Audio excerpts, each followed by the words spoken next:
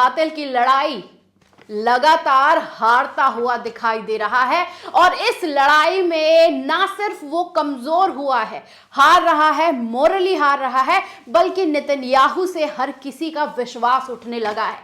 अब ये विश्वास चाहे आम जनता का हो, वहां की कोर्ट का हो, अमेरिका का हो, पूरी दुनिया का हो, हर किसी का विश्वास नेतन्याहू से उठ चुका है। और इसके बाद भी नेतन्याहू किसी का सगा नहीं हो पा रहा। वो अपनी आवाम का सगा नहीं है, वो अपने सैनिकों का सगा नहीं है, और वो लगातार खून का होली के रूप में सिर्फ खून चारों तरफ देखकर अपने आप को सबसे सिक्योर और ताकतवर दिखाने में अभी भी तुला हुआ है।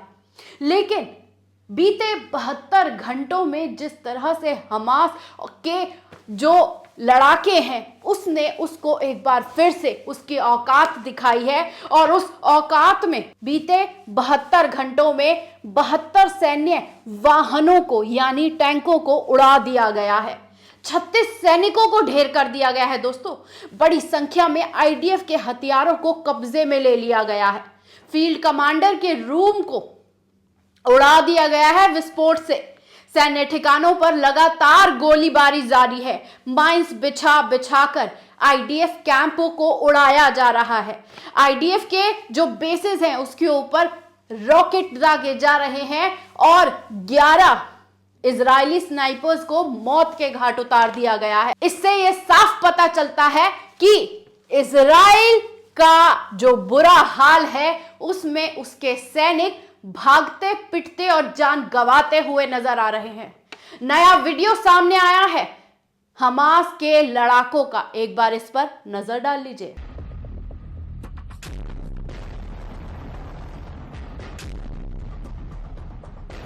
तो दोस्तों, आपने देखा ये वीडियो।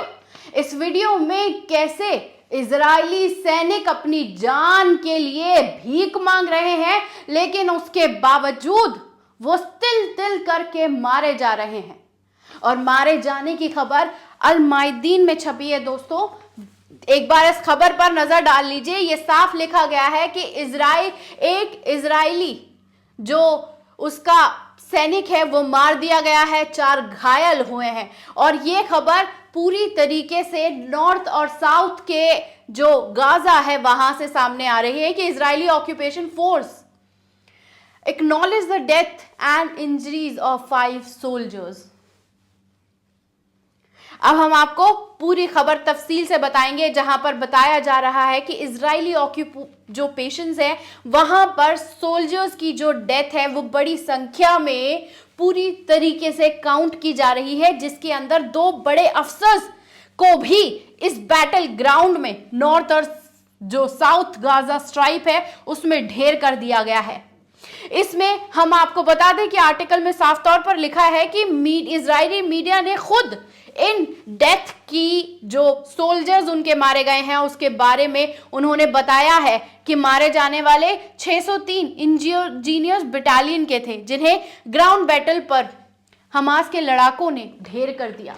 उसी के साथ साथ यहां भी उन्होंने आगे लिखा है कि अब तक 729 बटालियन के 180 लोगों को ढेर कर दिया गया है।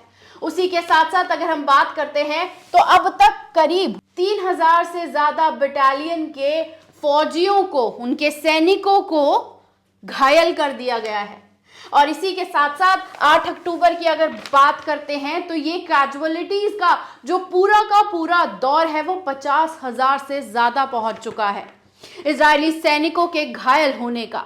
और इस बात पर भी आपको गौर करनी चाहिए दोस्तों कि जो आजादी की जंग लड़ रहा है उस जंग में उसके पास ना तो ट्रेंड सारी के सारे इक्विपमेंट्स हैं, सारे के सारे दुनिया भर के सबसे बेहतरीन उपकरण हैं मासूमों को मारने के लिए, लेकिन हमास के मुजाहिदीनों ने अपने दम पर उन्हें घुटनों पर ला दिया कि अब सिर्फ संख्या ही गिनी जा रही है कि कितने हजार उनके घायल हुए, कितने हजार उनके टैंकों को बर्बाद किया, कितने हजार विस्फोटक हो गए, कितनी हजार गोलीबारी हो गई और कितनी सारी रेंजों को, कितने सारे अफसर्स के जो राइफल्स थे उन्हें कब्जे में ले लिया हमास के लड़ाकों ने।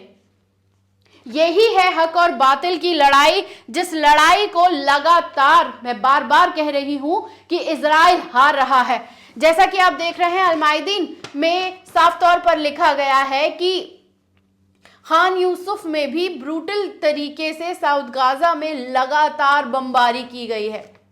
उसके साथ साथ आपको इस बात पर भी गौर करना चाहिए कि अब तक 18,000 से ज्यादा लोग अपनी जान गंवा चुके हैं और 50,000 से ज्यादा लोगों को दूसरी जगह विस्थापित कर दिया गया है। क्योंकि जान से मारना शौक हो सकता है, ह्यूमैनिटी ग्राउंड्स पर सीज फायर ना करना आपकी मक्कारी हो सकती है, लेकिन लोगों को धीरे धीरे वहां से निकाला जा रहा है एयर स्ट्राइक के वजह से, जिसकी वजह से भी अल-मायदीन ने बताया है कि किस तरीके से इजराइल ने अब तक फिलिस्तीन के 3714 जो स्टूडेंट्स थे बिना मतलब के उन्हें मार दिया है। उनका जुर्म कुछ नहीं था, उनका जुर्म बस इतना ही था कि वो फिलिस्तीनी थे, फिलिस्तीन के स्टूडेंट्स थे। और तो और कई बार ऐसे वीडियो सामने आते हैं कि हम उन्हें आपके सामने रख नहीं पाते दोस्तों, क्योंकि इतनी ब्रुटैलिटी इजराइल के सैनिक छोटे छोटे बच्चों के साथ करते हुए दिखाई देते हैं। सैनिक आकर गोली मार के चले जाते हैं, और जबकि वो सिर्फ वहां पर खड़ा होता है और उसकी कोई गलती नहीं होती। और इस तरह का माहौल गाजा पट्टी में बनाए हुए हैं इन तमाम सैनिकों ने। और जब इन्हें खुद ही इसका पूरा का पूरा सिला मिल रहा है, तो उस सिले से ये बार बार इस बात का रोना पीटना मचा रहे हैं कि हमास इनके साथ गलत कर रहा है। गलत कौन किसके साथ कर रहा है वो पूरी दुनिया देख रही है, क्योंकि नेतन्याहू के चेहरे पर चांटा उस वक्त पड़ गया जब अमेरिका ने भी कहा कि अब इजराइल की सत्ता में तब्दीली का वक्त आ चुका है।